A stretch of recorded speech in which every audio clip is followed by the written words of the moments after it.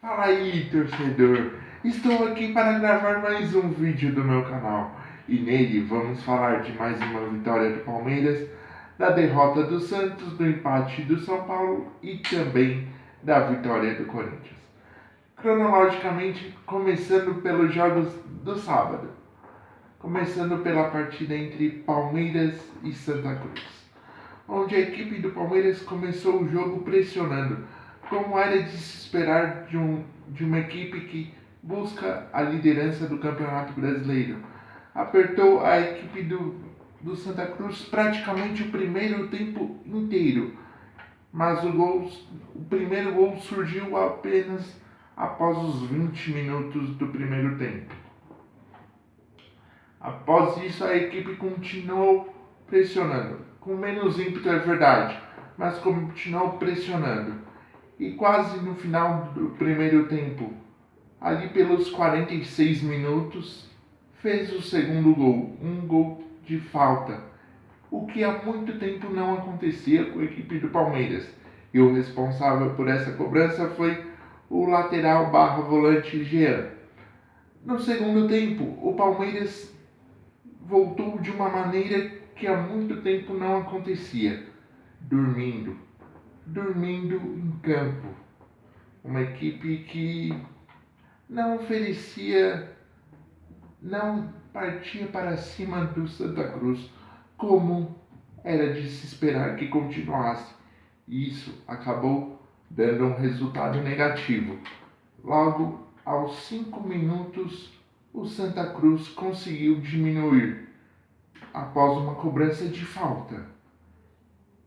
Depois disso, Palmeiras entrou no jogo de novo. É verdade que não fez mais tanta coisa assim. Fez o terceiro gol, é verdade. Mas em termos de jogar bola, não jogou tanto assim. Porém, a vitória foi o suficiente para assumir provisoriamente a liderança do Campeonato Brasileiro.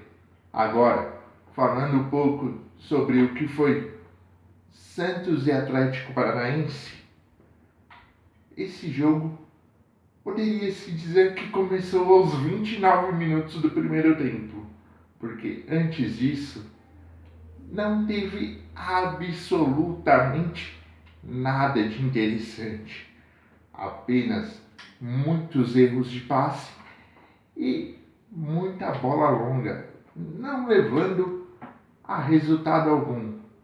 Depois disso, o Santos acertou o primeiro chute na trave aos 29 minutos. Não demorou para o Atlético Paranaense responder. E foi isso o resumo do primeiro tempo. Santos e Atlético Paranaense fizeram um jogo morno. No segundo tempo, a equipe do Paraná voltou com mais disposição, mais vontade de ganhar. As substituições feitas provaram isso, porque o time partiu de uma vez por todas para cima do Santos, que não teve poder de reação, pois mais uma vez seu principal jogador, Lucas Lima, estava fora, e fica cada vez mais provado que o Santos é altamente dependente de seu meio de criação. Quando não está em campo, a equipe é praticamente inoperante, e foi isso que aconteceu. Quando o jogo caminhava para um monótono 0-0, a equipe do Atlético Paranaense fez um gol através de uma cobrança de escanteio, e ficou nisso: Atlético Paranaense 1, Santos 0.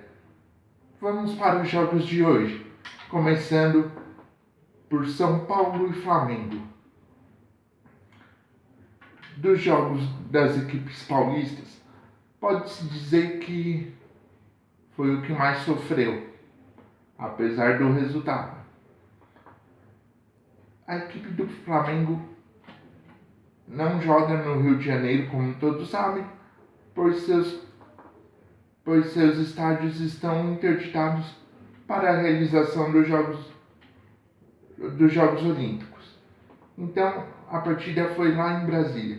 E a equipe do Flamengo começou pressionando a equipe do São Paulo. Nos primeiros minutos só dava Flamengo, que parecia que logo sairia o primeiro gol. Realmente saiu, mas para surpresa de todos, não foi da equipe do Flamengo, e sim do São Paulo, que após uma cobrança mal feita de escanteio, puxou um contra-ataque. E com um gol irregular, é verdade, São Paulo abriu o placar. Digo que o gol foi irregular porque houve falta não assinalada pelo juiz em cima do volante da equipe do Flamengo. Não demorou para a equipe carioca reagir e conseguir o empate. Já no segundo tempo, a equipe do São Paulo fez 2-1.